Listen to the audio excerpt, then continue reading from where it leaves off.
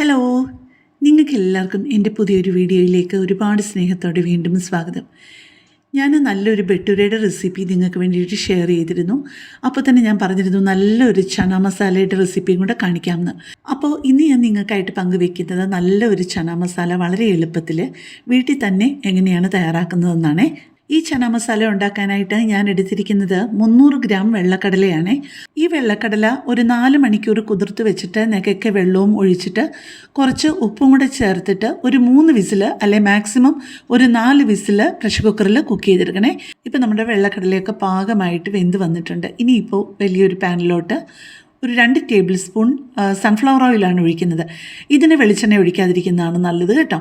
ഇനിയും നമുക്ക് ചതച്ചെടുത്തോട്ട് വരാനായിട്ട് ഒരു 1/4 ഇഞ്ചിൻ്റെ ഒരു കഷ്ണം ഇഞ്ചിയും 5 അല്ലി വെളുത്തുള്ളിയും ഒരു 3 പച്ചമുളക് നടുവേ കീറിയതുകൊണ്ട് പച്ചമുളക് ചതയ്ക്കേണ്ട കേട്ടോ. ആ എണ്ണ ചൂടായി വരുമ്പോഴേക്കും അതിലോട്ട് ആ ഉള്ളി അരിഞ്ഞത് അത്രയും ഇട്ട് കൊടുത്തിട്ടുണ്ട്. ആ ഉള്ളി വഴറ്റാൻ ആവശ്യമായിട്ടുള്ള ഉപ്പും കൂടെ ചേർത്ത് കൊടുത്തിട്ട് അതൊന്ന് വഴറ്റിയെടുക്കണേ.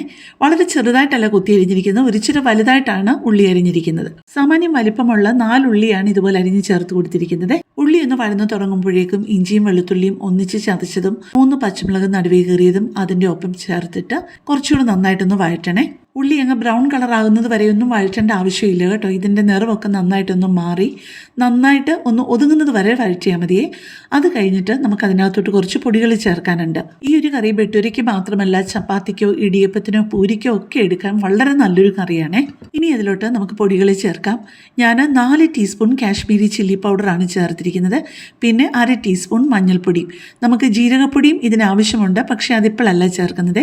പൊടികൾ ചേർക്കുന്നതിന് മുമ്പ് നിങ്ങൾക്കറിയാലോ, ആ ഫ്ലെയിം നന്നായിട്ടൊന്ന് കുറച്ച് വെക്കണേ. എന്നിട്ട് ചെറിയ ഫ്ലെയിമിലിട്ടിട്ട് വേണം നമുക്ക് ആ അരപ്പൊന്ന് മൂപ്പിച്ചെടുക്കാനായിട്ട്. അരപ്പൊക്കെ നന്നായിട്ട് വഴറ്റി കഴിഞ്ഞിട്ട് ഒരു 3 മീഡിയം വലിപ്പത്തിലുള്ള ടൊമാറ്റോയും ചെറുതായിട്ട് മുറിച്ചത് ഇതിനൊപ്പം ചേർത്ത് നന്നായിട്ടൊന്ന് വഴറ്റിയെടുക്കണേ. തക്കാളി ഇട്ട് കൊടുക്കുമ്പോഴേക്കും തക്കാളിയിലെ ആ ഒരു ഈർപ്പം കൊണ്ട് നമ്മുടെ അരപ്പ് കുറച്ച് നേരം കൊണ്ട് നമുക്കൊന്ന് മൂപ്പിച്ചെടുക്കാനും പറ്റും. ഇപ്പം വെന്ത കടല ആ വെള്ളത്തോടു കൂടി തന്നെ അതിൻ്റെ ഒപ്പം ചേർത്തിട്ടുണ്ട്. കുറച്ച് ഉപ്പ് ആവശ്യമുണ്ടെന്ന് തോന്നിയത് കൊണ്ട് ഉപ്പ് ചേർത്തിട്ടുണ്ട്. പിന്നെ ചേർത്തിരിക്കുന്നത് 1-1.5 ടേബിൾ സ്പൂൺ കസൂരി മേത്തി കൈവെള്ളയിൽ വെച്ച് നന്നായിട്ടൊന്ന് ഞെരടി അതിനൊപ്പം ചേർത്തിട്ടുണ്ട്. പിന്നെ 1/4 ടീസ്പൂൺ തൊട്ട് 1 ടീസ്പൂൺ വരെ ജീരകപ്പൊടിയും ചേർക്കാമേ. ഞാൻ 1/4 ടീസ്പൂണാണ് ചേർത്തിരിക്കുന്നത്. ജീരകത്തിൻ്റെ ഫ്ലേവർ നിങ്ങൾക്ക് കുറച്ചുകൂടി ഇഷ്ടമാണെന്നുണ്ടെന്നുണ്ടെങ്കിൽ കുറച്ചുകൂടി ചേർക്കാവുന്നതേ ഉള്ളൂ. ഞാനിപ്പോൾ ഈ ചന മസാല നല്ല പെരണ്ടിരിക്കുന്ന പരുവത്തിലാണ് എടുത്തിരിക്കുന്നത്. നിങ്ങൾക്ക് ചാറായിട്ട് എടുക്കാൻ താല്പര്യമാണെന്നുണ്ടെങ്കിൽ, കുറച്ച് കൂടുതൽ ചാറ് കിട്ടണം എന്നുണ്ടെങ്കിൽ ഇതിൽ നിന്ന് ഒരു 1/4 കപ്പോ അല്ലെങ്കിൽ ഒരു 1/3 കപ്പോ കടല മാറ്റിയിട്ട് അത് തണുക്കുമ്പോഴേക്കും കുറച്ച് വെള്ളവും കൂടെ ഒഴിച്ച് നന്നായിട്ട് അങ്ങ് പേസ്റ്റ് പോലെ ആക്കി എടുത്തിട്ട് കുറച്ച് തിളച്ച വെള്ളവും കൂടെ ഒഴിച്ച് കഴിഞ്ഞ് കഴിഞ്ഞാൽ നല്ല ചാറായിട്ട്, നല്ല കുറുകിയ ചാറായിട്ട് കിട്ടുവേ. ഇതുപോലെ തന്നെ പെരണ്ട പരുവത്തിൽ തന്നെ കഴിക്കാൻ ഭയങ്കര ടേസ്റ്റാണ്. പക്ഷേ ഒരു പ്രാവശ്യം ഞാൻ വെറുതെ ഒന്ന് ട്രയൽ നോക്കി, നല്ല കട്ടി തേങ്ങാപ്പാൽ 1/4 പാൽ മാത്രം ഞാൻ ഇതിനകത്ത് ചേർത്ത് കൊടുത്ത് ഇച്ചിരി ചാറാക്കി നോക്കിയപ്പോഴേക്കും വളരെ നല്ല വ്യത്യാസമായിട്ടുള്ളൊരു ഫ്ലേവറാണേ. നിങ്ങൾക്ക് താല്പര്യമുണ്ടെങ്കിൽ ഒരു പ്രാവശ്യം അങ്ങനെയും കൂടി ഒന്ന് ട്രൈ ചെയ്യണം കേട്ടോ. അപ്പോൾ നിങ്ങൾക്ക് എൻ്റെ വീഡിയോയും ഈ ചാനലുമൊക്കെ താല്പര്യമുണ്ടെന്നുണ്ടെന്നുണ്ടെങ്കിൽ എൻ്റെ ചാനലൊന്ന് സബ്സ്ക്രൈബ് ചെയ്യാനും ലൈക്ക് ചെയ്യാനും കമൻറ്റ് ചെയ്യാനും ഒന്നും മറന്നു പോവല്ലേ. ഇപ്പോൾ അവസാനമായിട്ട് കുറച്ച് മല്ലിയിലയും കൂടി ചേർത്തിട്ടുണ്ട്. ശരിക്കും ഇപ്പോൾ ഇത്രയും മല്ലിയില പോരാ, എൻ്റെ കയ്യിൽ ഇത്രയും മല്ലിയില ഉള്ളായിരുന്നു, അതുകൊണ്ടാണ് ഞാൻ വളരെ കുറച്ച് ചേർത്തത് കേട്ടോ. അങ്ങനെ നമ്മുടെ ചന മസാലയൊക്കെ റെഡി ആയിട്ടുണ്ട്. പിന്നെ ഞാൻ ക്രിസ്മസിൻ്റെ കേക്ക് ഉണ്ടാക്കാനായിട്ടുള്ള ഫ്രൂട്ട്സ് സോക്ക് ചെയ്യുന്നതിൻ്റെ വീഡിയോ ഒക്കെ ഇട്ടിട്ടുണ്ട്.